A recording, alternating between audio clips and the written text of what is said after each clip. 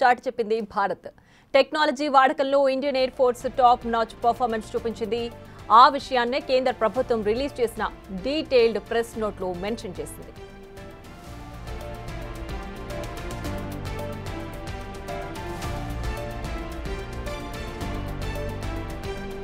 మే 7వ తేదీన తెల్లవారుజామున భారత్ జరిపిన దాడులతో పాక్ ఎయిర్ డిఫెన్స్ సిస్టమ్ సత్తువేంటో తేలిపోయింది. చైనా నుంచి పాక్ దిగుమతి చేసుకున్న డిఫెన్స్ సిస్టమ్ను జూమ్ చేసి ఉగ్రవాద శిబిరాలను ఎయిర్ ఫోర్స్ ధ్వంసం చేస్తుంది. కేవలం 23 నిమిషాల్లోనే ఉగ్ర శిబిరాలు నేలమట్టమయ్యాయి.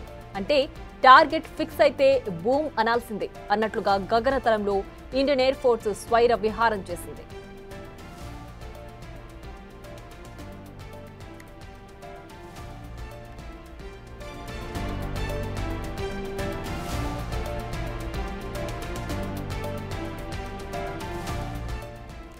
ఇక మరింత సమాచారం మా ప్రతినిధి శివ ఫోన్ లైన్ లో అందిస్తారు. శివ, చెప్పండి, టెక్నాలజీ వాడకంలో ఇండియన్ ఎయిర్ ఫోర్స్ పర్ఫార్మెన్స్ మొన్నటితో తేలిపోయింది. దీంట్లో పాకిస్తాన్ చతికిలు పడిపోయింది కూడా అర్థమైపోయింది. ఏంటి దీనికి సంబంధించి పూర్తి డీటెయిల్స్?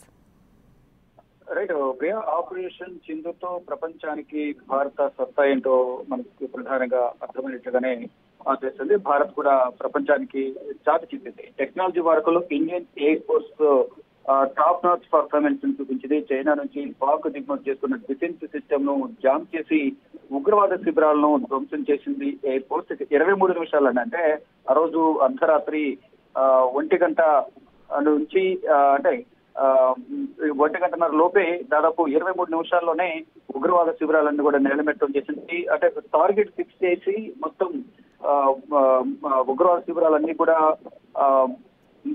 బాంబులు అంటే డ్రోన్స్ తో మొత్తం పేల్చేసిన పరిస్థితి కనిపిస్తూ ఉంది. ఏదైతే టెక్నాలజీ భారత్ దగ్గర ఉన్న టెక్నాలజీ ఏదైతుందో ఆ టెక్నాలజీతో పాకిస్తాన్ ను మొత్తం 7వ తేదీన 25 రాత్రి పాకిస్తాన్ ఉత్తర మరియు పశ్చిమ భారతదేశంలోని అవంతిపుర, శ్రీనగర్, జమ్మూ, పఠాన్కోట్, అమృత్సర్, కపుర్తలా, జలంధర్, లుధియానా, అధంపూర్, బఠిండా, చండీగఢ్ లలో పలోడి మొత్తం గుజ్రాలో సహా అనేక సైనిక స్థావరాలపై డ్రోన్లు మరియు క్షిపణులను ప్రయోగించి దాడి చేయడానికి ప్రయత్నించి వీటిని ఇంటిగ్రేటెడ్ కౌంటర్ యుఏఎస్ మానవరహిత వైమానిక వ్యవస్థ గ్రిడ్ మరియు వైమానిక రక్షణ వ్యవస్థలను దానికి సంబంధించి మొత్తం కూడా ఏదైతే వారు దాడి చేశారో దానికి సంబంధించిన అన్నింటినీ కూడా మొత్తం భారత్ దగ్గర ఉన్న టెక్నాలజీతో డ్రోన్స్ తో వాటిన్నింటినీ కూడా వారు ఏదైతే పాకిస్తాన్ ప్రయోగించిన డ్రోన్స్ క్షిపణులు ఏవైతే ఉన్నాయో ఆ క్షిపణులు కానీ మిసైల్స్ కానీ మరోవైపు ఇటు చైనా నుంచి తెచ్చుకున్నది కానీ మరోవైపు టర్కీ నుంచి తెచ్చుకున్న ప్రతి ఒక్కటి కూడా అన్నిటినీ